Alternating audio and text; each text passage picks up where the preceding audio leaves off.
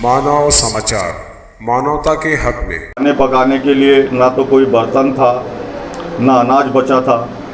इस बात को देखकर हमने फौरी तौर पे तहसीलदार को बुलाया, संबंधित पुलिस स्टेशन के इंचार्ज को बुलाया और एमएससीबी के अधिकारियों को, महानगर पालिका के अधिकारियों को बुलाकर फौरी तौर पर हमने उसके पंचनामे करवाए।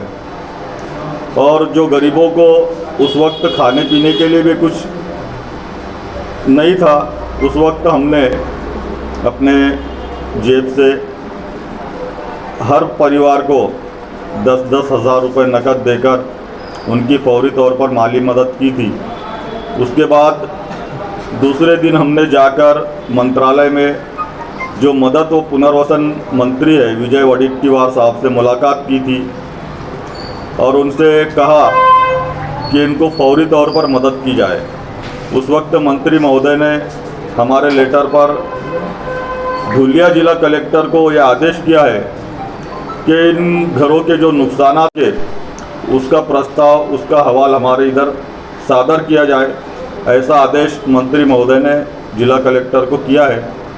उसके बाद जैसा कि हर हफ्ता हमारे ऑफिस पर पीर के दिन यानी सोमवार के दिन एक महिला दिवस रखा जाता है, जिसमें सुबह 10 बजे से लेकर दोपहर को 2 बजे तक सिर्फ ख़वातीन के मसाइल हल किए जाते हैं।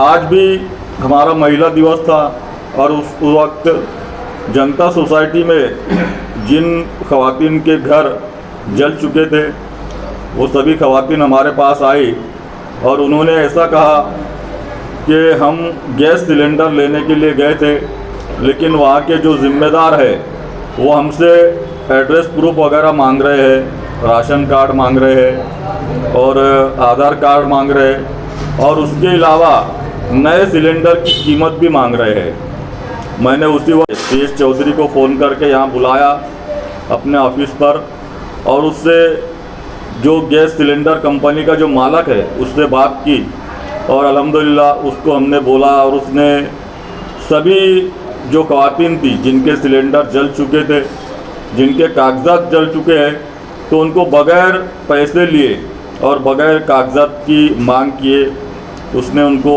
सिलेंडर दिया और उनको रेगुलेटर वगैरह दिया।